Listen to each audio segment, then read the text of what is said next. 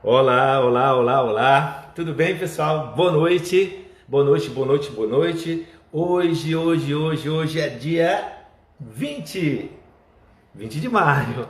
20 de maio, nós estamos aqui mais uma live super legal que a gente vai iniciar agora.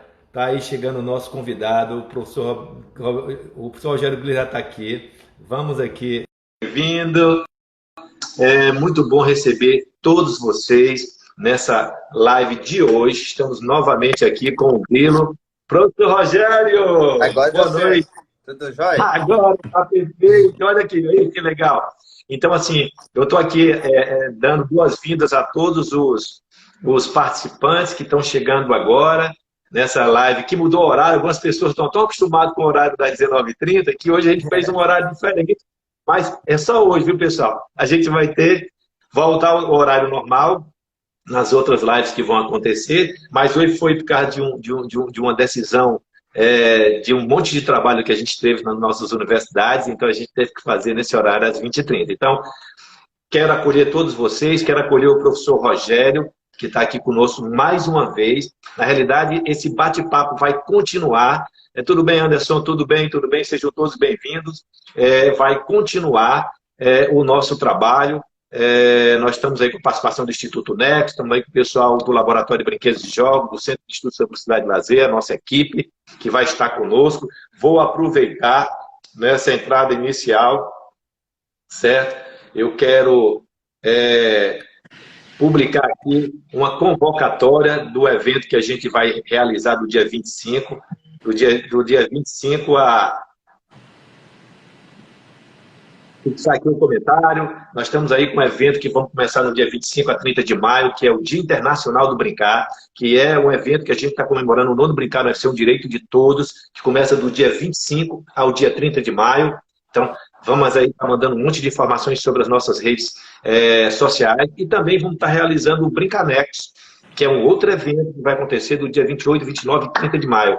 Esses dois eventos vão estar, assim, super legais, com lives, com convidados, com palestras, com ateliê lúdico, com reflexões, discussões, depoimentos, propostas de atividades lúdicas, enfim, com certeza será uma forma diferente de comemorar o Dia Internacional do Brincar, o direito de brincar, dentro de um olhar, dentro de um processo que nós estamos inseridos, que é a questão da Covid-19, a pandemia, a questão do isolamento social. Então, a gente não pode estar presencialmente olhando um para o outro, se divertindo, se tocando, brincando e se divertindo junto, mas a gente buscou uma outra forma de compartilhar esses momentos de alegria, de felicidade e de brincar com vocês. Mesmo que seja remotamente, virtualmente, a gente aí fez um monte de propostas bem legais para compartilhar com vocês. Então, hoje o nosso tema, que a gente vai tratar hoje, é um tema muito interessante. Esse tema faz parte do estudo e do trabalho que o professor Rogério Grilo vem desenvolvendo no seu pós-doutor, tá? Então, a gente hoje especificamente vai abordar um questionamento sobre ludopolítica, né? Ele é um nome que vem, obviamente, ele vai explicar o porquê de ludopolítica, né? O porquê dessa palavra, é a ditadura da ludificação. Então, ele vai abordar esse contexto da ludificação que está sendo tratada e discutida hoje nos mais diferentes âmbitos e eixos, tá? E territórios sobre a ludificação.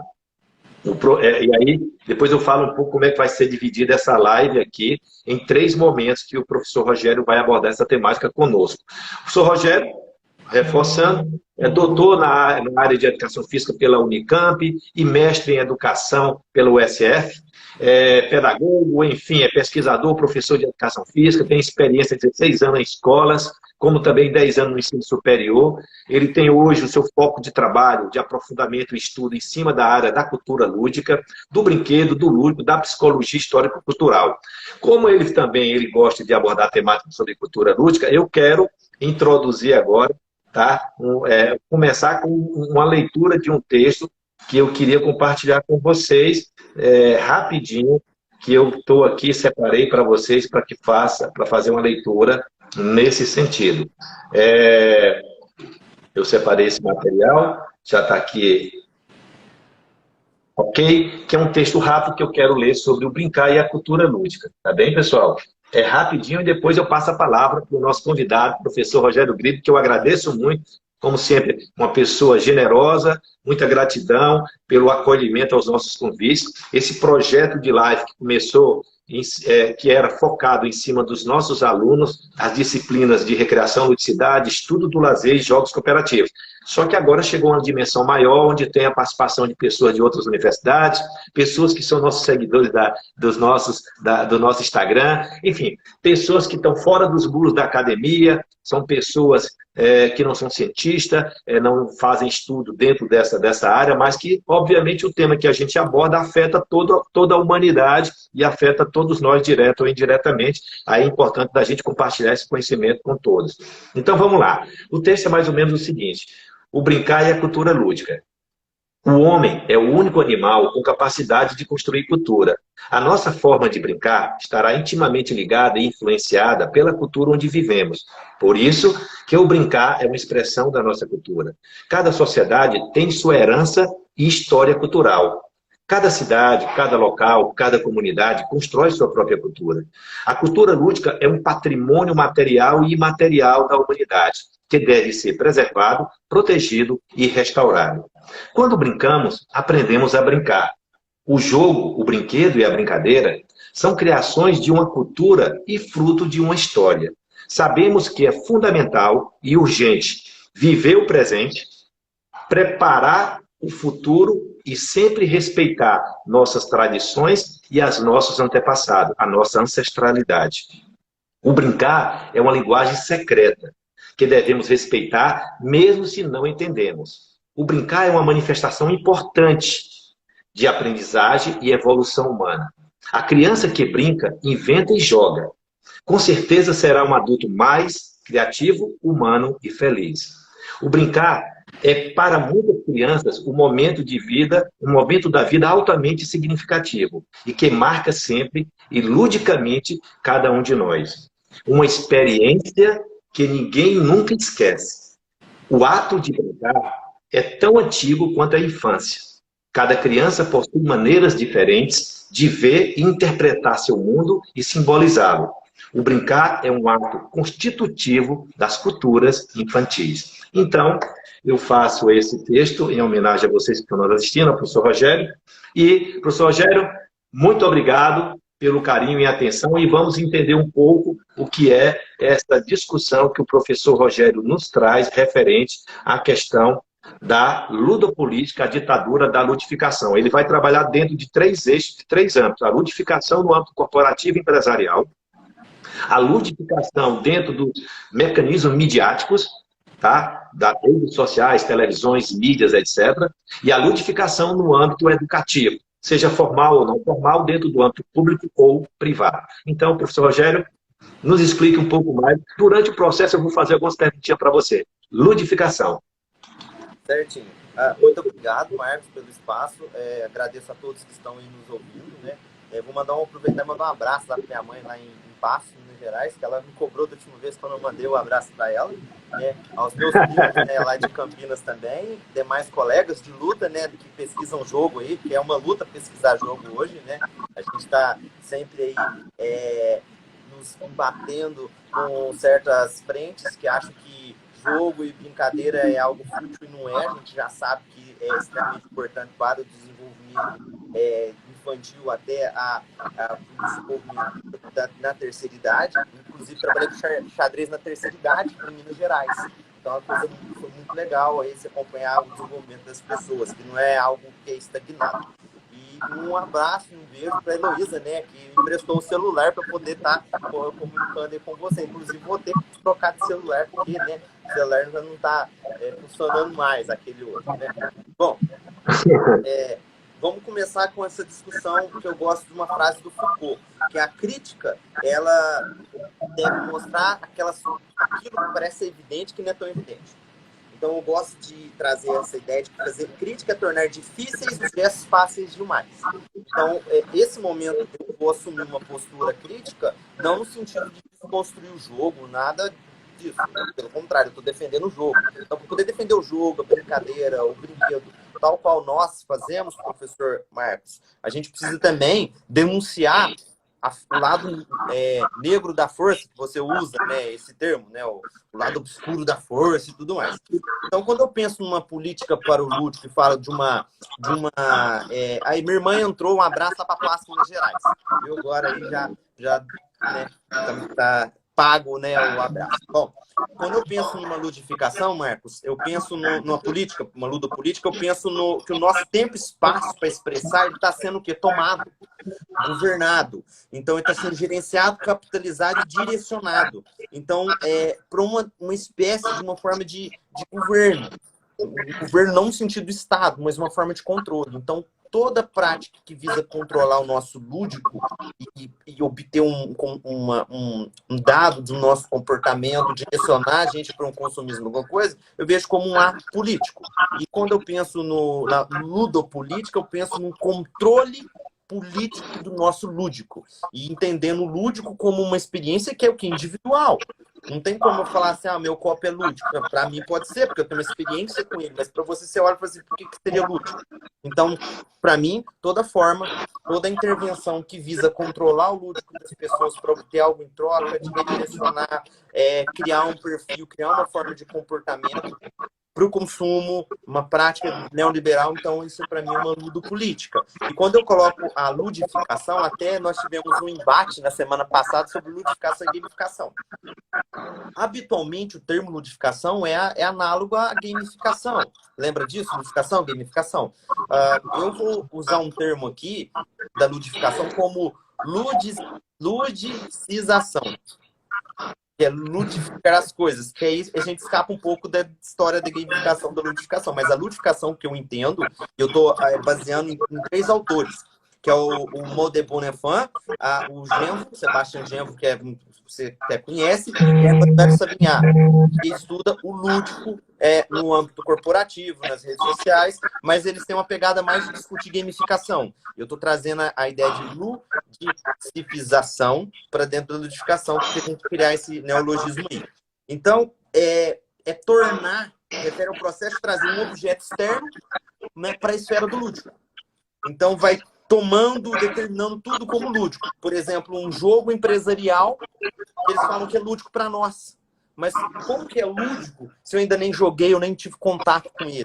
Então vai ser lúdico a partir da minha experiência que eu vou ter com ele. Então, quando eu estou falando de ludificação, eu estou falando nesse sentido. E aí o que acontece? Eles impõem para a gente um discurso sobre lúdico, mas por trás desse discurso sobre lúdico, sobre uma atividade lúdica, na verdade, eles estão fazendo o quê? Transformando as nossas experiências em um produto para uma estatística para eles poderem ter um esquadrinhamento quanto à nossa personalidade. Só aproveitando essa oportunidade de controle político, o jogo, o brinquedo e a ludicidade, a cultura lúdica, o elemento jogo, o elemento brinquedo, sempre foram ferramentas de controle, tá? De política, de estratégias políticas utilizadas pelos nossos antepassados, pensando no grego, pensando no romano, pensando no Renascimento. Muitos estadistas, muitos reis, muitas rainhas, enfim, muitas decisões políticas utilizaram a ferramenta do conteúdo, de alguns conteúdos de controle social, de controle político, e usaram como ferramenta lúdica. Isso é uma coisa que não é da agora, senão é uma questão que eu acho que você vai tratar e abordar. Sim, surgiu nisso, tem essa questão de usar o jogo, jogos políticos, vamos dizer assim, tem isso, tem na escola mesmo, usar. A minha maior preocupação é como que esse discurso do lúdico está muito atrelado à liberdade. Então, a gente tem que separar o que é o lúdico e o que não é. Então, por exemplo, eu não vejo o lúdico como análogo, sinônimo de jogo brincadeira, mas está presente. Por exemplo, o lúdico está na dança, está até mesmo numa situação de trabalho, mas desde que esteja da minha experiência. Isso é importante a gente pontuar. Entendeu? Então, por exemplo, o lúdico se tornou banal. É um vocábulo assim, banal no nosso cotidiano, porque ele é muito usado para adjetivar o quê? Classificações de brinquedo, obra de arte, método didático pedagógico. Então, tem uma obra de arte lúdica. Um livro didático pedagógico é lúdico. Mas isso, na verdade, não quer dizer que é lúdico. O lúdico é justamente uma experiência que eu vou ter com esse objeto. Então, quando a gente está discutindo, você trouxe esses elementos dos jogos para os romanos, para os gregos, a gente pode até usar, por exemplo, as arenas dos gladiadores, que era um esquema de dar uma questão lúdica para as pessoas, e por trás tinha jogos políticos. O que eu estou olhando hoje de ludificação, eu estou indo na questão de dar um discurso para nós, de falar o que é lúdico, determinar o que é lúdico, como uma forma de nos seduzir, mas ao mesmo tempo de tomar nossa liberdade. E aí eu vou chegar com os exemplos. Aí na hora dos exemplos você vai, aí acho que vai ficar um pouco mais esclarecedor para as pessoas. Então, quando eu penso, por exemplo... Professor Rogério, Oi? é bom você ficar mais próximo do celular. Eu acho que é quando você fica mais próximo, a tua voz fica mais potente. Melhorou? Vamos ver. Melhorou? Perfeito, melhorou muito, muito, saiu o ruído. Beleza. Então, vamos lá. Então, quando eu venho... tá dando uma interferência aí? É no seu celular? Beleza. Não, eu acho que a tua aproximação ficou melhor, porque você estava um pouco distante, eu acho que ficou muito bom agora. Pode continuar. Então, comprou-se uma ideia de que o lúdico está fora da pessoa, que, portanto, podemos classificar, rotular e criar produtos lúdicos, mas não é. E aí eu volto para o Santinho, que ele vai falar que o lúdico pode estar se tornando uma moda, uma tábua de salvação, um modismo. E aí não é só porque se usa o jogo, brincadeira ou outros elementos que se torna lúdico. Então, volto bater na mesma tecla. O lúdico não seria um adjetivo para objetos ou discursos propagandísticos, isto é, o lúdico não é algo fora do sujeito, mas se faz na relação sujeito-mundo sendo uma espécie de sentimento singular que se concretiza nessa relação. Aí eu vou dar um exemplo de um intelectual francês que a gente já conhece, que fala Quem Joga Jurou, o Alain, em 1927. Ele vai colocar em relevo uma ideia de concepção do lúdico como uma condição essencial da atividade humana, no sentido geral. Porque ele era uma espécie de construção do ser humano que ratificava sua capacidade de agir no mundo. Então, o lúdico denota um impulso à atividade, segundo o Alain. Se a gente pensa nesse sentido, a gente está mostrando que o lúdico é algo subjetivo, individual. Então, não tem como a gente denominar algo lúdico ou não. Isso quem vai fazer... externo ao indivíduo, quem vai fazer é o próprio indivíduo. Então, por exemplo, algo que é lúdico para você pode ser não lúdico para mim. Vai depender de como é a minha relação de sentimento e emoção com aquilo que eu estou fazendo. Por exemplo, brincar de amarelinha. Pode ser que brincar de amarelinha possa ser lúdico para você, mas desagradável para mim. Então, se for desagradável para mim, qual que é o sentido que eu vou estabelecer com isso? Então, se não tem esse sentido, não deixa de ser lúdico. Eu posso até fazer amarelinho, mas se eu estou imbuído com esse tipo de sentimento, não é lúdico. Então, aqui eu gosto de trazer essa ideia para nós pensar. E outra coisa, professor, quem fala muito sobre... Aí uma outra...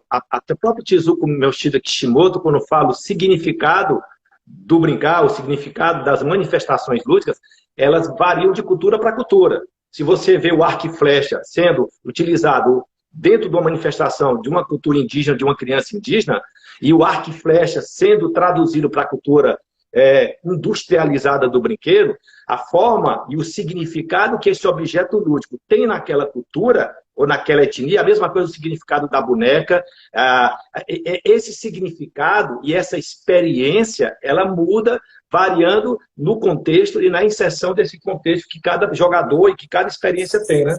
Mas não é nesse sentido que eu estou falando. Esse sentido é de cultura lúdica, de estabelecer significação. E isso é bem importante você pontuar. Eu estou mais no sentido do filme Lances Inocentes, quando o Jorge está jogando xadrez e ele perde aquela vontade de jogar, porque deixou de ser lúdico para ele. Então, é um filme bem legal, Lances Inocentes, para quem quiser assistir, porque o menino jogava xadrez, ele tinha uma paixão, um envolvimento com xadrez. A partir do momento que ele perde o lúdico ali, ele não se envolve mais, ele passa a perder propositalmente. Ele passa até a relação dele com o pai entra em declínio. Então, é nesse sentido que eu estou pensando o lúdico. Mas o que o professor Marcos tem trazido aí a respeito da cultura lúdica, da Kishimoto, faz muito pontual para a gente discutir isso aí. Então, outra coisa que eu vou pontuar, que o lúdico é um estado interno do indivíduo, só pode ser vivenciado a partir de uma experiência singular e, por isso mesmo, percebida e relatada pelo próprio indivíduo. Então, uma dimensão, para mim, sinalizada como subjetiva e individual.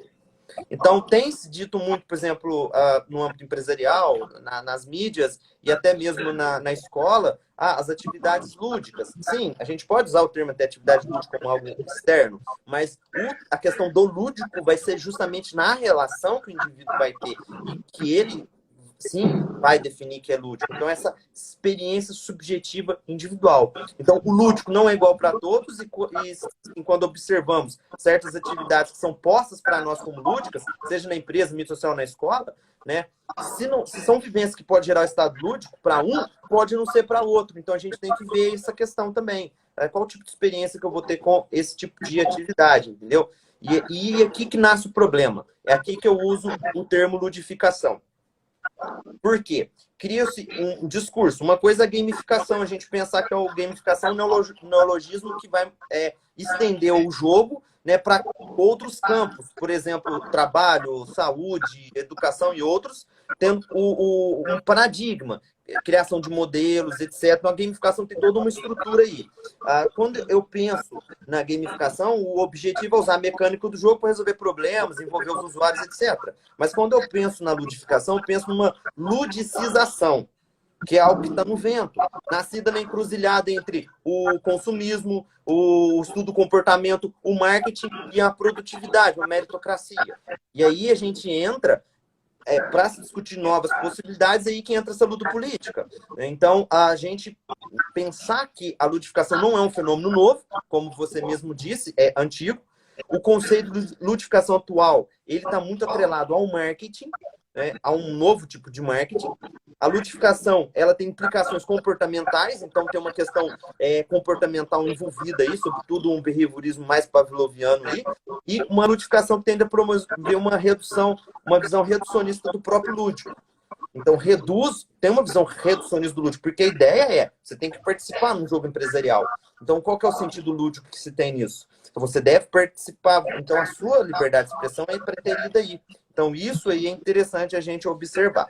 Aí, agora eu vou dar os exemplos, viu, Marcos? Agora eu entro na parte dos exemplos, que aí a gente vai, né, debatendo a respeito disso aí. Eu espero que essa questão tenha sido dirimida aí as dúvidas, e até porque depois eu vou publicar sobre isso, né? Já estou terminando a minha produção, inclusive aí, espero que você tenha um livro aí sobre lúdico aí mais para frente na manga aí para a gente publicar o capítulo aí, porque já tem um capítulo que é para educação física, né, e transdisciplinaridade, mas é um que você fala, ó, agora vai ser estudo sobre lúdico, a gente coloca o texto aí, tá bom? Espero você organizar aí eu publico com você.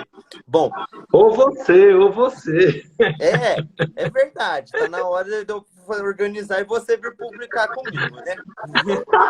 Tô te devendo uma, né? Já publicou 2, 3, você já vai publicar uma agora comigo. No contexto empresarial, quando a gente olha essa ludificação, a essência dela é o quê? Questão estatística, mensurar. E essas estatísticas, elas se envolvem no quê? No agir, no motivar as pessoas a jogarem mais, esse jogar não é bem um jogar aí, e essas estatísticas se tornam lúdicas. Uma questão basilar é que essa ludificação é uma estratégia para influenciar e motivar o comportamento das pessoas visando unicamente a produtividade da empresa. Esse é o escopo. Então, quando a gente olha, eu vejo nas empresas surgindo os chamados coaches, que são os gurus lúdicos. Os caras que organizam uns jogos, e esses caras não estudam jogo, Marcos. Isso que é minha preocupação. Eles não estudam jogo, eles estudam técnicas de comportamento, técnicas de marketing, mas eles não são pessoas que estão estudando jogo como, por exemplo, você, eu e outros mais, no Celo, no Escolar, e vários outros grupos, que têm um compromisso ali em valorizar o lúdico, a relação que as pessoas estão tendo com o jogo. Esses caras não estão preocupados com isso, eles estão preocupados em gerar dados para a empresa entender o perfil do colaborador. Entendeu? Então, antigamente, se o jogo político era mais imposto, que existia uma governamentalidade mais diretiva, nessa época dos gregos e tudo mais, passou-se a ter uma bipolítica, passou-se a ter uma psicopolítica, agora nós vivemos uma psicopolítica e uma ludopolítica junto. É essa a questão. Então, aqui tem 4 esferas da ludificação na empresa. Primeiro, o lúdico nos contextos de produtividade. Tem uma tal de jogos de produtividade que eu estou acompanhando aí nos meus dados. Jogos de produtividade, olha, veja bem o nome. Então, são jogos chamados criativos, em que eles fazem uma competição ferrenha, né? Tem que ter tempo, tem que ter uma rapidez, uma apresentação de ideias aí, num formato todo que se pressupõe lúdico. A maioria das pessoas acabam se desentendendo, então o jogo que seria um encontro, que seria um diálogo, que seria lúdico como uma forma de prazer, está se tornando uma forma de desprazer. E aí, o que esse jogo de produtividade tem me mostrado é que se cria um perfil de quem produz mais, quem é mais eficiente. E aí é um mérito. Olha, esse grupo, essa pessoa é mais notória, etc, porque ela fez isso no jogo. Isso está causando muitos boicotes. Então, algumas pessoas que eu venho falando, que trabalham em empresas, vêm me dizendo que esses jogos têm levado aí aos boicotes, ao problema do ranking e até problemas de saúde. Algumas pessoas têm internalizado isso. Então, o lúdico, que seria algo para ajudar na nossa saúde, está sendo o quê? Pernicioso. Olha só o problema. Então, não é lúdico ser pernicioso para a nossa saúde. Bom, a segunda coisa é um entretenimento com vigilância. Esse entretenimento com vigilância é usar o nosso tempo livre, fora do horário da empresa, para capitalizá-lo. Ou seja, uma capitalização do nosso tempo livre. Então, terminei meu expediente agora, eu vou me envolver numa atividade da empresa. Vai gerar um ponto para um grupo. Qual que é o grande problema disso aí? Não é livre. Se eu falo, olha, é livre, não vou participar. Aí alguém do meu grupo fala assim, não, você tem que participar, senão nós vamos perder ponto. Aí tem um grande problema. Eu não quero participar, porque eu não vejo isso como lúdico. Mas a outra pessoa que está envolvida nesse grupo fala, não, você tem que participar, é lúdico, mas não é lúdico para mim. E aí, qual que é o grande problema? Isso gera um perfil daquele workaholic. O que é aquele workaholic? Uma forma de subjetivação dentro da empresa. As pessoas envolvidas nessas práticas, eu tenho aí observado algumas delas, estão trabalhando até tarde. Não trabalhando, né? Acham que estão jogando até tarde, mas estão envolvendo com essas atividades, mas elas estão querendo o quê? Uma forma de mostrar o que elas estão fazendo ali. E o pior de tudo é que você vê que a empresa gosta disso porque essa pessoa vai influenciar a outra. E vai cobrar da outra que tem o mesmo comportamento que ela. Então é uma forma de subjetivação. Essa vigilância, esse entretenimento com vigilância é isso. E isso aí, para mim, não se envolver, cria um estereótipo que fala, você não está se envolvendo nessa atividade. Por que você não está envolvendo nessa atividade? Olha só o problema que a gente cria, Marcos. Então, eu vejo isso como uma segunda estrutura. Uma terceira aí é reunião lúdica. Agora já tem uma coisa de capitalizar as emoções. Faz uma tal de reunião lúdica que entra para poder se discutir e ver quais pessoas têm habilidades e competências socioemocionais. Que virou agora moda falar de competência e habilidade socioemocional. Nós que estudamos o jogo, nós discutimos afetividade. Há tempos que se não tiver uma relação afetiva no jogo, não tem jogo, né, Marcos? Vamos falar a verdade. Tem uma questão objetiva, que toda objetividade tem essa relação de subjetividade, afetividade. E aí, nessas reuniões, o que é o grande problema? Criar estereótipo. Aí fala que a reunião é lúdica, no final cria um estereótipo e vê qual é a emoção que você precisa ter. Você deve ter essa emoção. Você deve ter isso aqui. Você precisa desenvolver. Então, a grande questão é um discurso que nos faz... Aquele discurso da empresa que fala que nós nos fazemos na diferença, que nós precisamos ser diferentes, que essas diferenças vão agregar, é jogado pro chão. Por que é jogado no chão? Porque se cria um estereótipo e fala como você deve ser, quer dizer que está homogeneizando todo mundo. Está criando um padrão de igualdade. Então, peraí, o estereótipo é esse. Então, as diferenças são preteridas. Então, muitas vezes, o lúdico e os jogos voltados para essas reuniões, na verdade, estão gerando esse tipo de informação para as gestões. E professor, eu vou aproveitar que você está falando sobre essas questões corporativas e empresariais, e aqui eu vi alguns estudiosos falando sobre algumas críticas à ludificação, né? Que vem sendo criticada por diferentes profissionais da indústria de jogos, como também consultores de negócios, executivos, acadêmicos, profissionais da área de comunicação. Aí fala aqui tem 5 críticas. A primeira crítica é: elementos de ludificação já estão presentes nas atividades do dia a dia, como happy hour, programa de fidelidade, uma coisa que já é. A outra crítica: para propósito de negócio, a ludificação é inválida, caprichosa, exploratória, minimalista ou simplesmente de renomeação de práticas já existentes. Outra crítica: a adição à confusão de decisões de negócio sobre diferenças significativas entre jogos, videogame, jogos sociais, ludificação, mecânica de jogo. Outra crítica: a consequência negativa de fazer a interação com consumidores através de simples jogos. com um fim em si mesmo, ao invés de projetar jogos com qualidade de design, aprofundamento e produtos mais complexos, né, e completos. E outra crítica, a quinta crítica é a ludificação perde alguns elementos quando a narrativa de histórias e experiências que são importantes para tornar os jogos efetivos, com que a ludificação distorceu a utilização de pontos de mecânicas e de jogos autênticos. É só para reforçar aí as tuas reflexões. É muito boa essa fala sua, viu? Porque, inclusive, essas críticas que você fez da ludificação, eles estão muito próximos à questão de gamificação.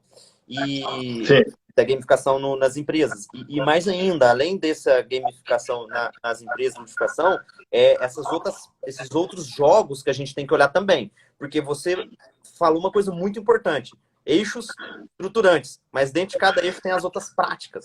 Dentro desse, por exemplo, que você fala da empresa para entender o funcionário, o colaborador, nós temos esses quatro estruturas que eu falei, né? Vigilância no entretenimento, os jogos, né, para produzir jogos criativos, produtivos, a questão da reunião lúdica, que o senhor até riu, que achou até engraçado para a reunião lúdica, né? Reunião lúdica é essa que a gente está tendo agora, né? E é a que a gente tem dentro da universidade. É tudo lúdico. Não sei bem se você está ficando tão lúdico assim, né? Ontem eu tive uma reunião de grupo que eu não posso falar se ela é bem lúdica, né?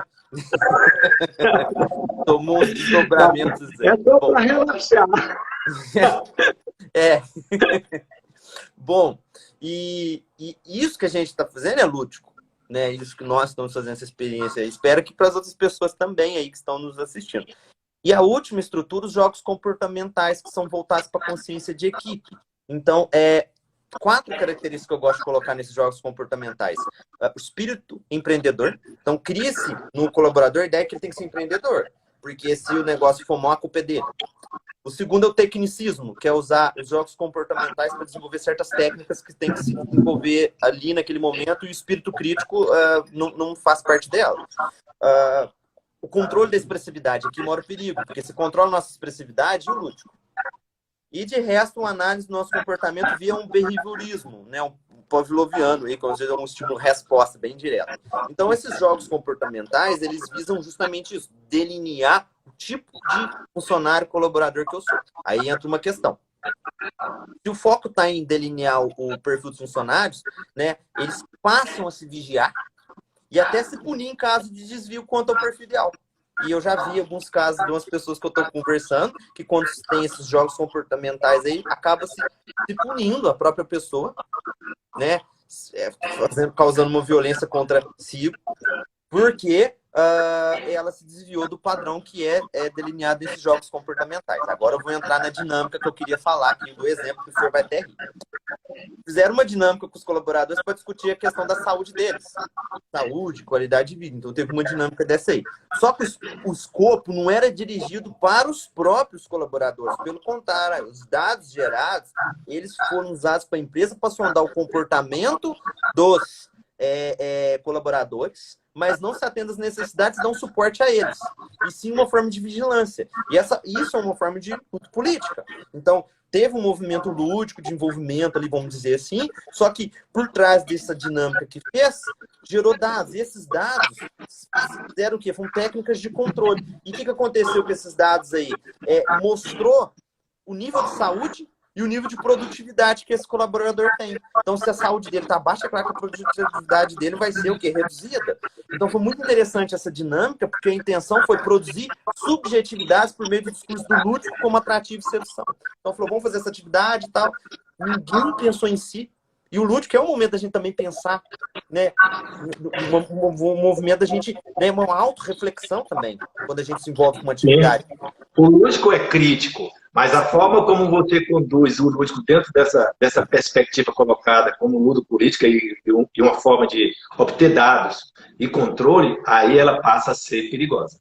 E aí, isso que me causou um grande problema, porque isso aí se testou nas escolas com professores, né? E aí usaram um conjunto de técnicas, né? Design thinking, quizzes, e outras metodologias que eles estão falando, ativas e etc., como estratégia, mas não foi focado em sala de aula, foi justamente no contexto de produção de dados, para aquela sujeição individual. Então, a ideia não era que o professor usasse design thinking, mas que dado que ele produzia design thinking para, por exemplo, a escola poder olhar isso e entender o comportamento dele. Então, olha para você ver como está a situação. Então, eles estão ludificando as nossas ações na escola, na empresa, etc., em vários lugares, como uma forma de produção de dados para entender o nosso perfil e colocar a gente num determinado quadradinho dos perfis ali. Qual que é o perfil mais próximo da missão da empresa, assim sucessivamente, da escola e etc. E isso, viu, professor Rogério, leva para os 3 âmbitos que você vai abordar, o âmbito midiático e o âmbito educativo. Sim, isso. E aí, essa questão da gente falar desse perfil, a gente vai, né, desdobrar para esses âmbitos. Porque, quer queira ou não, quando a gente olha com muita intensidade essa questão da empresa, esse curso de ludificação da empresa, você vê ele se desdobrando para a escola. Hoje tem muita metodologia que é de empresa levando para a escola. Então, hoje a gente está vendo coaches dando aula. Tem coach para tudo. Tem coach para tudo. Então, eu gosto de chamar os coaches do jogo de gurus lúdicos. Os caras nunca deram aula, nunca pesquisaram o jogo, entra falando que essa metodologia aqui vai desenvolver o lúdico, etc. E assim sucessivamente. E as pessoas estão comprando essas ideias, sabe? E nós que estamos na academia produzindo conhecimento mesmo, né? Professor, e fique atento. Esses conceitos que são desenvolvidos, essa ciência que está dentro dos muros da universidade, são apropriados por essas instituições e por essas pessoas. Então, nós criamos conceitos, tá? Desenvolvemos pesquisas, tá? Epistemológicas severas e com qualidade, e quem se apropria dessas informações e usa no dia a dia, seja no âmbito organizacional, corporativo, no âmbito midiático, essas pessoas se apropriam e, às vezes, distorcem a realidade, né, desses conceitos. Sim. Ótimo você me falar. Quando eu fiz um estágio doutoral na Argentina, eu estava lá conversando com a Carolina Duque. Aí a Carolina Duque virou e falou para mim, uma empresa me contratou para eu fazer um relatório sobre uns brinquedos e tal. E ela é pesquisadora, socióloga da infância, do jogo, né? Jogo tecnologia. Ela fez um relatório científico lá. Eles simplesmente pegaram esse relatório, entenderam as lacunas que tinham para poder justamente tornar o negócio consumista.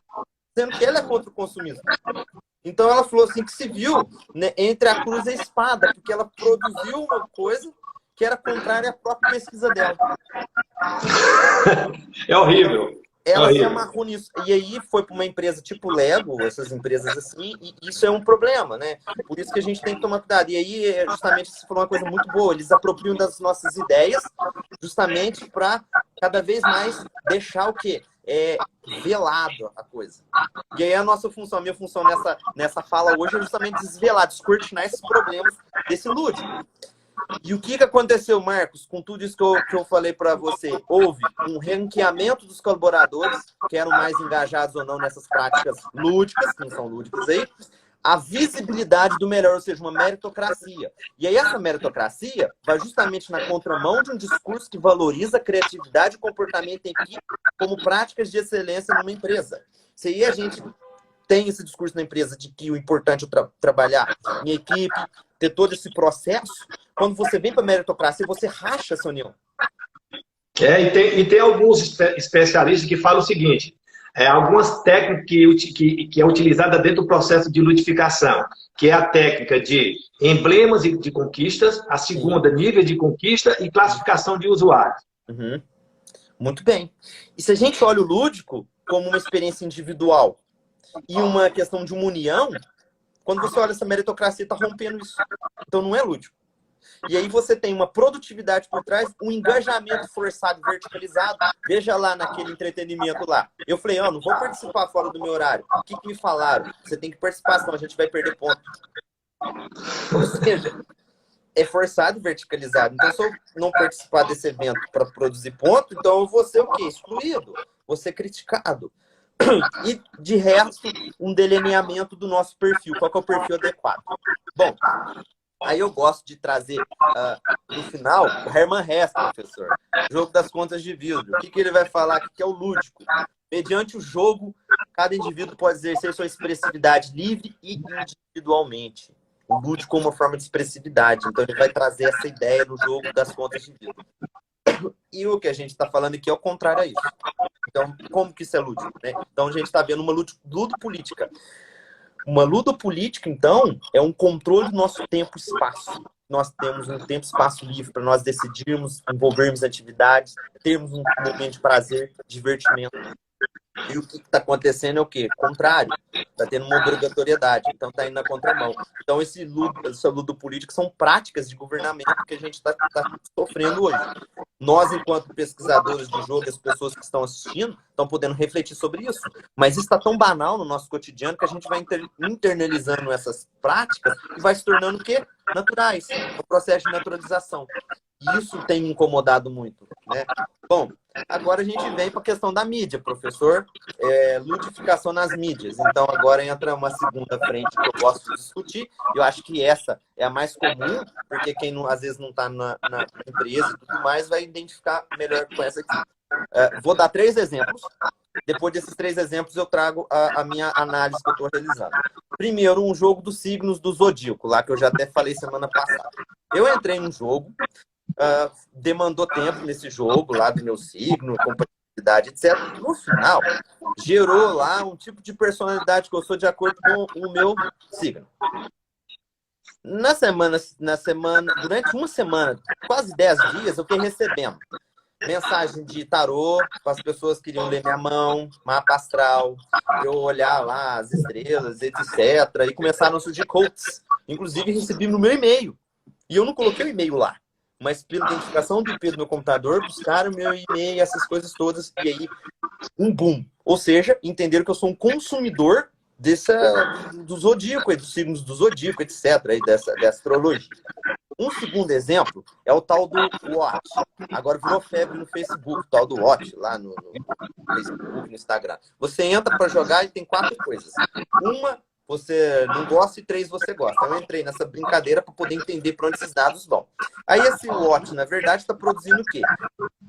Eu gosto dessas 3 coisas. Então, essas 3 coisas na sociedade do consumo, que o Big Data vai entender como comportamento produtivo para mim, que vai me mandar propaganda, os pop-ups, etc. E o que eu não gosto é o que eu não vou receber de jeito nenhum. E o último exemplo é o jogo da personalidade do animal. O senhor já viu essa, né? Se você é a galinha, se você é a cobra, a águia, etc. Aí, aparecem essas coisas para nós como se a nossa personalidade fosse totalmente determinada por isso. E aí tem esse conjunto de atividades, etc. E aí apareceu um coach depois que eu joguei. O cara me mandou uma mensagem lá falando para eu não ser mais galinha, porque eu tinha que ser lobo, tubarão. Então, como melhorar o seu nível, né, nesse sentido? Aí eu fiquei assustado. Você tem que evoluir no ecossistema, viu? Tem que ser um predador. Tem que ser predador, justamente. Olha só que legal essa visão. É predador e não a presa, né? O que isso me levou nos meus dados para eu poder pesquisar? Primeiro, há uma tomada do nosso tempo livre. Isso toma o nosso tempo, certo? E é engraçado porque isso é um boom. A gente abre a rede social, já aparece um monte desses daí pra gente jogar. E você vê as pessoas jogando e fala assim, vou ver o que é isso, e acaba experimentando e vai. Aí você se envolve, né? Então, tomada do nosso tempo livre. Essa tomada do nosso tempo livre vai gerar lucro para a empresa. Toda vez que a gente entra, a gente está gerando lucro para uma dada empresa. E essa empresa está mandando dados para um Big Data que vai esquadrinhar os nossos dados para entender o tipo de comportamento que eu tenho e o tipo de consumidor que eu sou. Certo? Depois gera um quarto ponto que eu gosto de mostrar aí, que é a internalização disso. Por quê? Se eu estou observando que eu sou galinha ali, que tipo de internalização que eu estou fazendo? Se eu, por exemplo, sou galinha nesse jogo. Se o meu signo do zodíaco não é compatível com o outro, que tipo de sujeição eu estou internalizando? Que tipo de atividade eu estou criando com isso também? Então, olha para você ver um jogo, esse tipo de jogo que está direto na internet aí, se direcionando para 4 tipos de estrutura. Tomada do tempo livre, gera lucros para uma empresa, gera dados do nosso perfil e a gente acaba internalizando. Muitas pessoas internalizam isso como uma verdade, com esse jogo do Zodíaco o jogo da personalidade e qual é o impacto que isso traz na psique da pessoa. Então, isso é um problema que eu gosto de trazer. E aí, o que eu gosto de trazer também é que esses tipos de jogos na mídia, que eu não sei nem se eu posso chamar de jogo, né, mas essas práticas de ludificação na mídia, ela reduz o lúdico, visando o consumo, comportamento consumista, então favorece isso, e traz uma questão muito interessante, que o lúdico ele vai ser dissociado do próprio ato.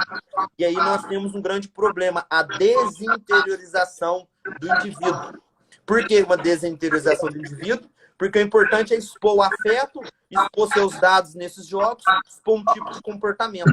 E aí há uma dominação dos seus dados que permite essas empresas intervir nos nossos comportamentos, gerando um controle.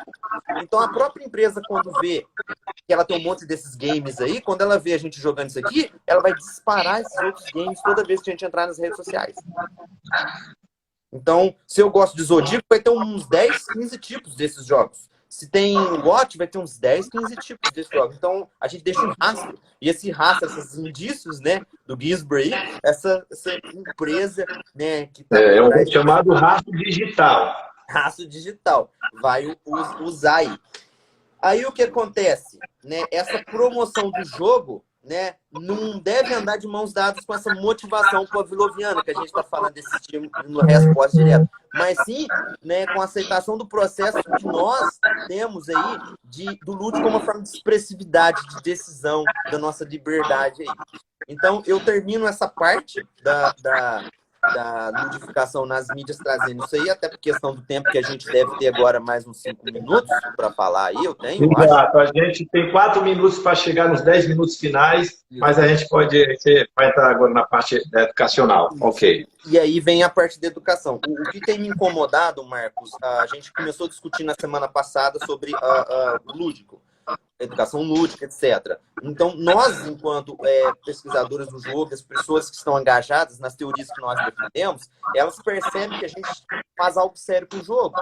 Entende o jogo, como você mesmo disse, uma forma de avaliação a priorística ou a posteriori, uma forma de intervir do jogo espontâneo, jogo livre. A gente entende isso.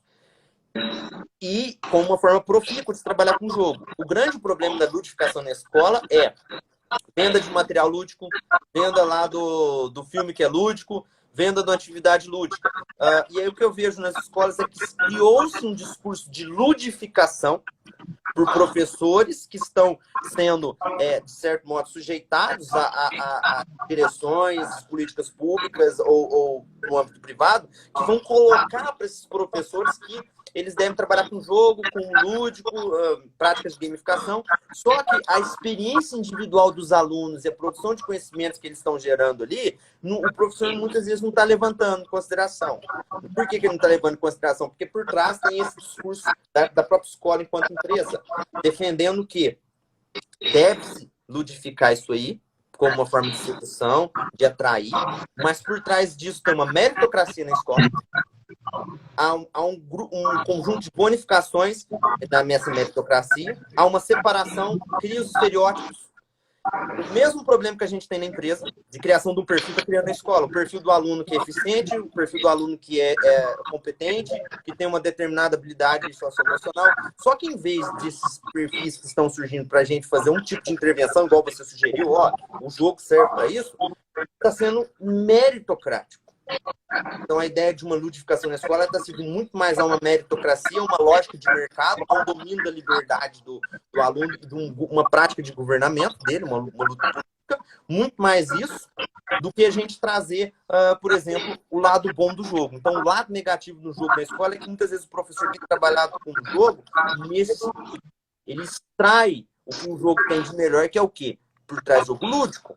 Para mim, se não tem o lúdico, não tem situação de jogo. E o professor está, muitas vezes, isso eu não estou citando um ou outro, mas no modo geral, e também não estou generalizando, mas muitas escolas têm adotado esse discurso de ter que usar o jogo, justamente, mas por trás disso, produzir os dados, entender comportamento, mas não de forma profícua, mas de uma forma de entender o tipo de aluno que nós temos ali, o tipo de perfil que tem, o estereótipo que tem, e a questão dos méritos, das notas, das bonificações e tudo mais.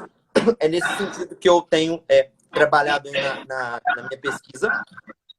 Eu ataquei de forma mais ferrenha a questão da empresa, porque eu fiz um desdobramento da empresa para a escola e um desdobramento para as mídias. E isso tudo tem influenciado o discurso educacional. Nossa, Tá bebendo água, tá bebendo água, beba água. Beba água. Obrigado, aqui a Elô trouxe para mim. Elu é fantástica. Ok. Obrigado. Então, vai fazer algumas outras considerações, porque a gente está nos 10 minutos finais. Eu queria que você fizesse um fechamento de toda a questão da ludificação e fazendo cruzamento. A gente percebe na tua fala a questão de que você pegou de forma muito potente a questão empresarial, a ludificação dentro dos meios corporativos, né, empresariais, mas que todas as técnicas, os procedimentos, as críticas vividas nessas experiências corporativas que tem por trás da ludificação, do uso do lúdico como uma ferramenta de salvação, transformação e evolução, ela também vai para dentro do contexto do âmbito midiático, que aí você vê a questão da tatuagem humana com relação ao consumismo, né? A mídia vendendo e tatuando as pessoas dentro do seu tempo livre. Tá? Para ser feliz, comprou uma viagem para Disney. E você comprou uma viagem, vai para Disney, depois comprou outra viagem para Disney. Só assim você será feliz. Se você tem um celular X ou o jogo X, então assim, isso é tatuado desde o nascimento do bebê, né? Então essa influência, ela é muito precoce nas nossas vidas, né? Em todos os sentidos. A roupa que tu usa, a bebida que tu consome, tá? O óculos que você usa, o celular que você tem, o carro que você tem. E hoje, principalmente, que a questão do marketing, ele pega pesado na cultura infantil. Porque hoje a criança, ela determina todas as necessidades, às vezes, de um território familiar. Então, determina que televisão comprar, que produto usar dentro de casa, o que é que deve ser consumido na hora de fazer as compras no supermercado, como eles estão bombardeando direto esse pequeno consumidor, esse pequeno cidadão que, às vezes, eles não têm as proteções devidas e é influenciado por uma série de filmes da Disney, quadrinhos, super-heróis, enfim. E isso leva para o lado educacional, nos produtos lúdicos, nos brinquedos, nos jogos, nas metodologias lúdicas e na forma como os professores acreditam dessas experiências. Enfim, é uma coisa que está sempre... Sim, uma coisa que você falou, eu não entrei nesse assunto porque é uma coisa que acho que até se tornou muito banal a gente discutir, que é, por exemplo, as mídias sociais como a TV, naqueles programas de criança, que tem um canal específico para criança, você olha a propaganda, ela é bombardeada com um excesso de informações sobre quais brinquedos ter, quais brinquedos comprar, qual roupa vestir, qual seriado assistir. Então, a gente tem uma construção da infância. Então, até o Leandro Miller Jonquier estava discutindo esse tempo para trás no Café Filosófico essas questões aí. Então, eu nem entrei, porque isso já tem muita publicação. outro tema, né? Criança, a alma do negócio. É isso, justamente isso aí. E eu preferi fazer o quê? Atacar algo além da infância ali, que é pernicioso para a infância, algo que está na nossa vida adulta, que é o quê? A questão empresarial, a ludificação no trabalho, a ludificação na empresa, a ludificação no âmbito corporativo, nas nossas mídias, que é o momento que a gente tem tempo livre, que a gente vai fazer o quê? A gente vai recorrer às mídias, mais as redes sociais, a internet, do que a TV e outros meios. E quando a gente vai para a ludificação na escola, a gente vê, além dessa questão da construção da infância, que você bem disse, a gente vê um respingo, vamos dizer que assim, da empresa e das mídias desse tipo de ludificação como controle na escola. Então, o controle do tempo livre, o controle da expressividade da criança, usar, por exemplo, metodologias ativas justamente para padronizar um tipo de comportamento. Então, tem-se essa formação de subjetividade. É claro que quando a gente estuda a infância, igual você trouxe, essas discussões, é a sociologia da infância, o pessoal que tem a visão crítica, você também estudou nessa linha, eu também, quando a gente vai falar da cultura lúdica da criança, qual cultura lúdica, né? Qual cultura lúdica? Essa lado consumista ou lado da própria produção da criança? O Brinquedo e a Indústria Cultural, do Paulo de Salles Oliveira, que é um texto clássico já da década de 80, a gente já vem discutindo isso.